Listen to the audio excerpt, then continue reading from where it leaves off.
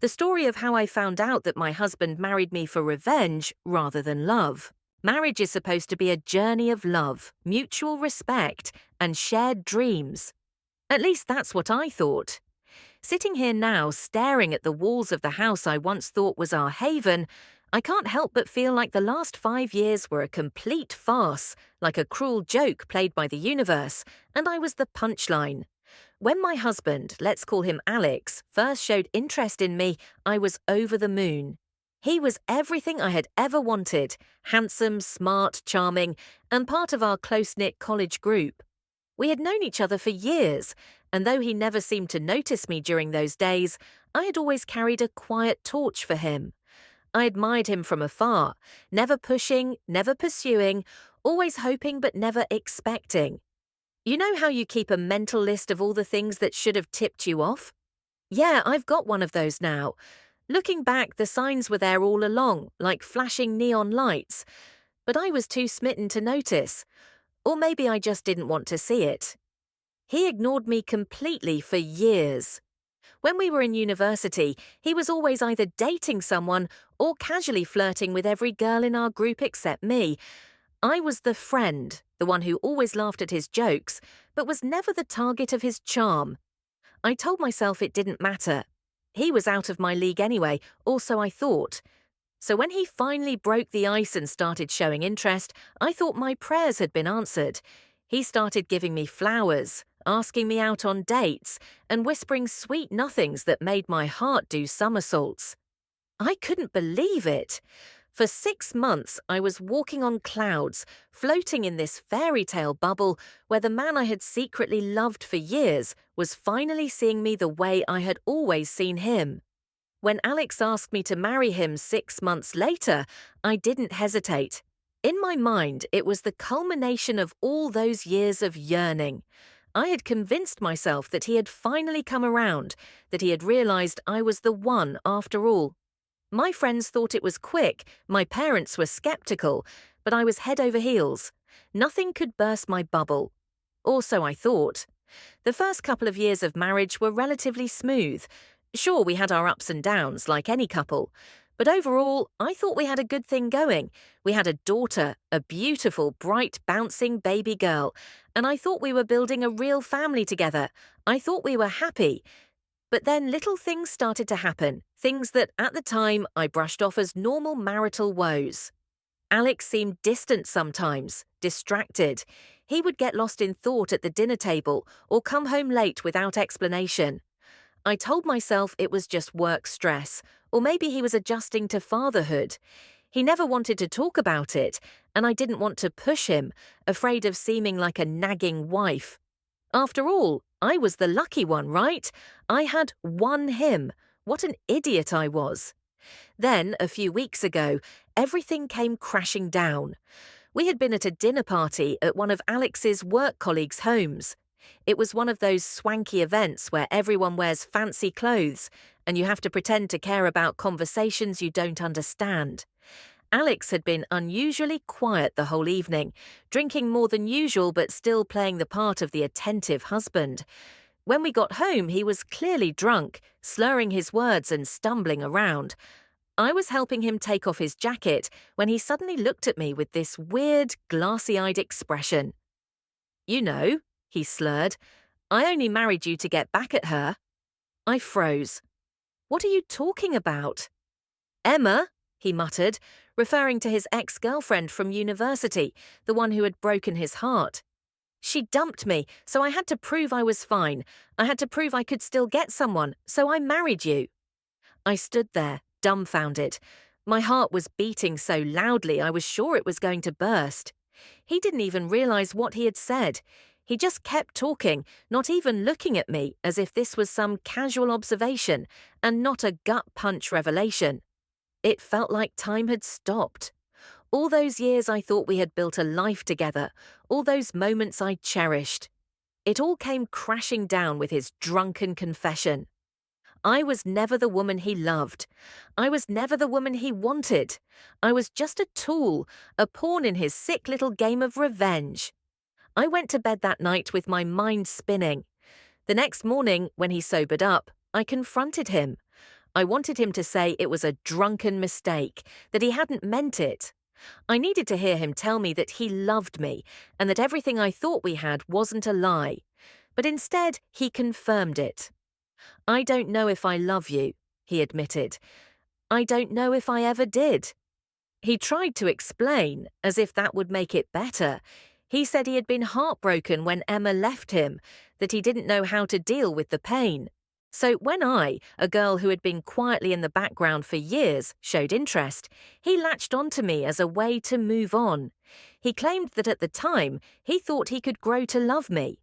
"But I still think about her," he confessed, and that was when I knew it was over. I'm not one to indulge in hysterics, and thank God for that, because that night could have easily gone sideways. It was like someone had hollowed out my chest, leaving me an empty shell of the woman I thought I was. But despite the hurt, the betrayal, I didn't fall apart. I couldn't. I had a daughter who needed me. So instead, I did the only thing I knew I had to do. I filed for divorce. Alex didn't fight me on it. In fact, I think he was relieved. It was clear that he had been checked out for a long time, and my decision to end things meant he didn't have to be the bad guy anymore. He had already played that role in his head for years. He had betrayed me before we even started, after all. I found myself a lawyer, packed up some of our things, and moved back in with my parents for the time being. It wasn't easy. Telling my family that my dream marriage had been a nightmare all along was humiliating. My mother kept asking, "How could you not see the signs?" As if I hadn't been asking myself that same question 100 times. But I wasn't going to stay broken. No way. In the middle of the chaos, an unexpected character re-entered my life. Lena, my childhood best friend, who had moved to another city after college. We'd fallen out of touch after she got married and started her own family, but when she heard about the divorce, she showed up like an emotional SWAT team, ready to help me piece my life back together. Lena was always the loud, no-nonsense one in our group, and honestly, it was exactly what I needed. She refused to let me wallow in my own misery. "You're divorcing an idiot," she said over coffee one morning. "Good. You'll thank yourself in 5 years. Hell, probably 5 minutes. She dragged me out of my self-pity, forcing me to start thinking about what I wanted out of life now that I wasn't tethered to a man who had never really loved me. She reminded me of all the dreams I had before Alex swooped in and derailed them. She also introduced me to her neighbour, Kate, a fierce, recently divorced lawyer with a passion for yoga and margaritas. Kate had gone through her own nasty divorce a few years prior, and while her situation had been different, she had a lot of wisdom to share. Between Lena's tough love approach and Kate's steady, grounded advice, I slowly started to rebuild, piece by piece. And then there was Dan. Dan was Lena's husband's cousin, a widower, soft-spoken and always thoughtful. I didn't notice him at first. He was just there, part of the group Lena had pulled together to support me. But Dan noticed me. We didn't talk much in the beginning, but I always felt his presence, this quiet sense of comfort whenever he was around. One night, after a particularly stressful day dealing with divorce papers and lawyers, I broke down at one of Lena's infamous healing dinners. I hadn't cried in front of anyone since Alex's confession, but something about the warmth of my friends and the exhaustion of holding it all together finally cracked my walls. And it was Dan who sat next to me, offering a gentle word and a steady hand on my shoulder. "You don't have to be strong all the time," he said quietly. "You're allowed to feel this." That night marked the beginning of something I hadn't expected. Dan and I started talking more. He wasn't pushy, never made any grand gestures or overt flirtations. He just listened. And for the first time in a long time, I felt like someone was seeing me for who I was, not as a tool or a stepping stone. As my divorce from Alex neared its final stages, something bizarre happened. Alex's ex, Emma, the woman who had started this whole twisted mess, reached out to me. At first, I didn't want to hear from her. What could she possibly say that would make any of this better? But curiosity got the better of me, and we met for coffee. Emma was nothing like I had imagined. She wasn't the heartbreaker I had built up in my mind. Instead, she was kind, empathetic, and even apologetic for the role she had unknowingly played in my marriage falling apart. "I had no idea," she said, sipping her latte. "Alex never mentioned you after we broke up. I thought he had moved on. If I'd known he was using you to get back at me, I would have, I don't know, warned you." I was skeptical at first, but as we talked, I realized that Emma hadn't been some villain in my story. She had been just another person Alex had manipulated, albeit in a different way. We ended the meeting on civil terms, even exchanging numbers in case I ever wanted to talk again.